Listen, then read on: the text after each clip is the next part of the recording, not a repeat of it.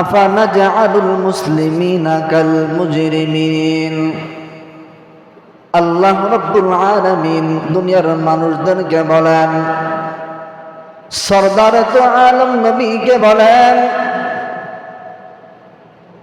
আমরা কি আত্মসমর্পণকারী যারা মুসলমান, যারা ঈমান আনয়ন করেছে তাদেরকে, আর যারা অপরাধী কাফের দুনিয়ার জমিনে আল্লাহকে মানে না, আল্লাহর রসুলকে মানে না, অপরাধীদের মতো আত্মসমর্পণকারীদের কি গণ্য করব? এই আয়াতের মধ্যে দুইটা শব্দ, একটা শব্দ হলো আল মুসলিমিন, এখানে উদ্দেশ্য হলো আল্লাহ রাব্বুল আলামিন বলেন মুসলিমিন শব্দ দ্বারা উদ্দেশ্য হলো যারা আল্লাহ তাআলার প্রতি ঈমান আনয়নকারী, আত্মসমর্পণকারী, আল্লাহ রাব্বুল আলামিনের আদেশ নিষেধ পালনকারী নেককার বান্দাগণ। আর এই আয়াতের দ্বিতীয় অংশ আল মুজরিমিন, আল্লাহ রাব্বুল আলামিন আল মুজরিমিন দ্বারা এখানে উদ্দেশ্য করেছেন।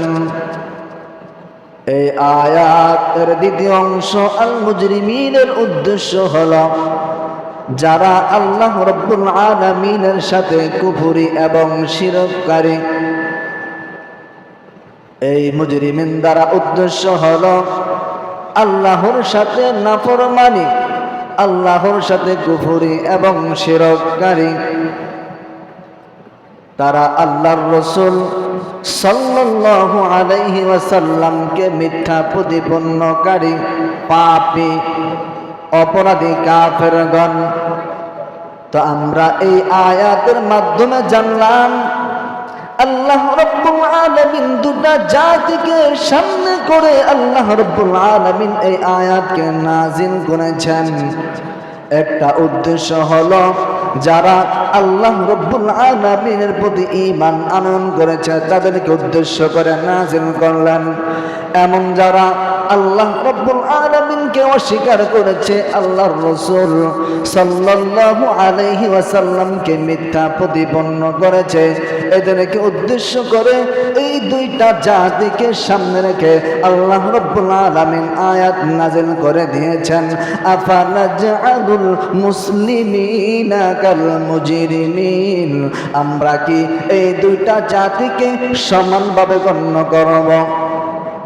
এই আয়াতের ব্যাখ্যার মধ্যে, এই আয়াতের তাফসীরের মধ্যে মুফাসসিরিন একরাম বলেন আল্লাহ তাআলা মক্কার মুশরিকদেরকে, মক্কার কুরাইশ কাফেরদেরকে, কাফেরদের একটা ভ্রান্ত আকীদা, কাফেরদের একটা ভ্রান্ত ধারণা, আল্লাহ রাব্বুল আলামিন এই ধারণাকে স্পষ্টভাবে বাতিল করেছেন এই আয়াতের মাধ্যমে। আয়াতে প্রশ্ন করার ভঙ্গিতে আল্লাহ রাব্বুল আলামিন কাফেরদের এই মতভেদকে প্রত্যাখ্যান করেছেন। আল্লাহ রাব্বুল আলামিনের হাবিব বলেন, হে দুনিয়ার মানুষ, দুনিয়ার মধ্যে মুসলমান আর কুফর কখনো এক হতে পারে না, কারণ মুসলমান হলো একটা আলো আর কাফের হলো অন্ধকার। দুটোটা কখনো এক হতে পারে না। আলো আছে তো অন্ধকার দূর হয়ে যাবে, অন্ধকার আছে তো আলো দূর হয়ে যাবে, ঠিক কিনা জোরে বলুন। এর নবীর উম্মতের দল আল্লাহ রাব্বুল আলামিন এই আয়াতের ব্যাখ্যার মধ্যে বলেন, এই আয়াতের দ্বিতীয় ব্যাখ্যা, এই আয়াতের সারমর্ম, এই আয়াতের মাধ্যমে আমরা জানলাম আল্লাহ রাব্বুল আলামিন এই আয়াতের মাধ্যমে দাবি উঠিয়েছেন। আল্লাহ রাব্বুল আলামিন বলেন তার অনুগত বান্দা এবং অপরাধীদের মধ্যে যারা আছেন তাদেরকে আল্লাহ রাব্বুল আলামিন বলে এরা কখনো এক হতে পারে না। আল্লাহ রাব্বুল আলামিন দুনিয়ার মানুষদেরকে বলে, হে দুনিয়ার মানুষ ভালো করে শুনে নাও, যারা নিজেদের জীবনকে আল্লাহ রাব্বুল আলামিনের কাছে সমর্পণ করে দিয়েছেন, যারা নিজেদের জীবনকে আল্লাহ রাব্বুল আলামিনের কাছে সুপর্দ করে দিয়েছে, ও পয়গম্বর আপনি বলুন তারা এবং কাফেররা কখনো কি এক হতে পারে? তারা কখনো এক হতে পারে না। এদিকে মুসলমানরা নিজেদের জীবনকে আল্লাহ রাব্বুল আলামিনের কাছে সুপর্দ করে দিয়েছে, ওদিকে কাফের বেঈমানরা আল্লাহ এবং তার রাসূলের বিরুদ্ধাচরণ করা শুরু করে দিয়েছে। ঠিক কিনা জোরে বলুন। আল্লাহ রাব্বুল আলামিন এই জন্যই বলেছেন, হে দুনিয়ার মুসলমান তোমরা ভালো করে শুনে নাও, মুশরিক এবং ঈমানদার কখনো এক হতে পারে না।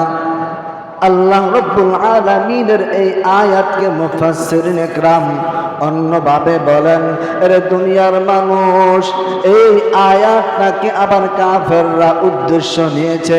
মক্কার কাফেররা, মক্কার কুরাইশরা ঠাট্টা করে মুসলমানদেরকে বলে, হে মুসলমানরা তোমরা ভালো করে শুনে নাও, কাল কিয়ামতের ময়দানে তোমরা মুসলমানরা দুর্বল, তোমরা মুসলমানদের কোনো ধন সম্পদ নাই, তোমরা অভাবী। আজকে দেখো না দুনিয়ার মধ্যে আমাদের কত দাম, দুনিয়ার মধ্যে আমরা কত সম্পদশালী। কাল কিয়ামতের ময়দানে আজকে যেমন দুনিয়াতে আমরা সম্পদশালী, আমরা সম্মানের, আল্লাহ আমাদেরকে না খাওয়াইয়া রাখে না। কাল কিয়ামতের ময়দানে তোমাদের চাইতেও আল্লাহ রাব্বুল আলামিন আমাদেরকে সম্মানের সাথে রাখবে। এটা কাফেররা মুসলমানদেরকে ঠাট্টা করে বলেন। এর উত্তরে আল্লাহ রাব্বুল আলামিন বলেন, এ কাফেররা তোমরা ভালো করে শুনে নাও, মুমিন এবং কাফের, মুমিনরা আমি আল্লাহ রাব্বুল আলামিনের কাছে এত দামি, এত দামি, এত দামি। তোমরা কাফেররা আমি আল্লাহ রাব্বুল আলামিনের কাছে এত দামি নয়। কেমন দামি? আল্লাহ রাব্বুল আলামিন মুমিনদেরকে সান্ত্বনা দিয়া বলে, হে মুমিনেরা তোমরা কেমন দামি তোমরা জানো না, কারণ তোমাদের জন্য আমি আল্লাহ রাব্বুল আলামিন স্থায়ীভাবে জান্নাতের নিয়ামত রেখেছি, স্থায়ীভাবে জান্নাতের নিয়ামত রেখেছি। আর কাফেররা বলে যে তোমরা এবং কাফেররা নাকি সমান। কাফেররা বলে কাল কিয়ামতের ময়দান যদি কায়েম হয়ে যায়, কাফেরদের একটা ধারণা, কাফেরদের একটা আকীদা, পরকাল বলতে কিছুই নাই, পরকাল বলতে কিছুই নাই। মুশরিকদের একটা ধারণা আল কিয়ামতের ময়দান এটা বলতে কিছুই নাই, পরকাল বলতে কিছুই নাই।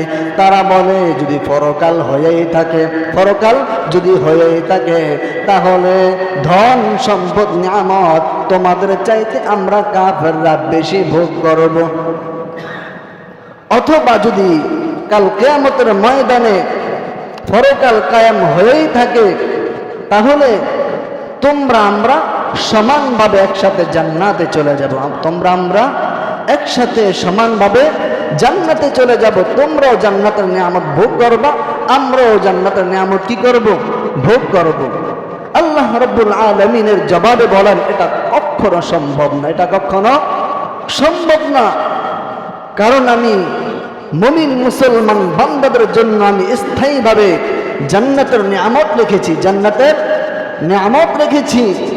আর মুশরিক বেঈমান তাদের জন্য আমি প্রস্তুত করে রেখেছি জাহান্নামের টাটকা আযাব, জাহান্নামের টাটকা আযাব।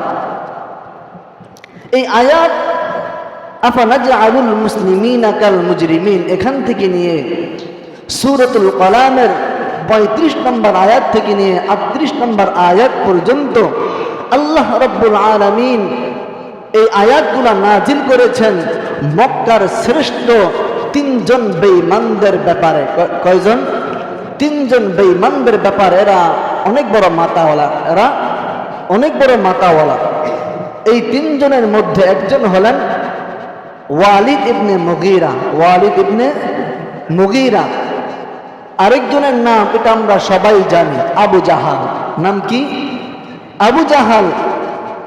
3 নম্বর যিনি, ওনার নাম হলো নজর বিন হারেস তারা মুসলমানদেরকে বলে, দেখো তোমাদের নবী এক সপ্তাহ না খায়া ছিল, তোমাদের নবীর কোনো ধন সম্পদ নাই, তোমাদের কি অভাব?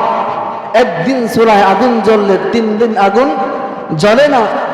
আল্লাহ রাব্বুল আলামিন আমাদেরকে কত শান্তি দিয়েছে, আমাদের খানার কোনো অভাব নাই, আমাদের টাকার কোনো অভাব নাই,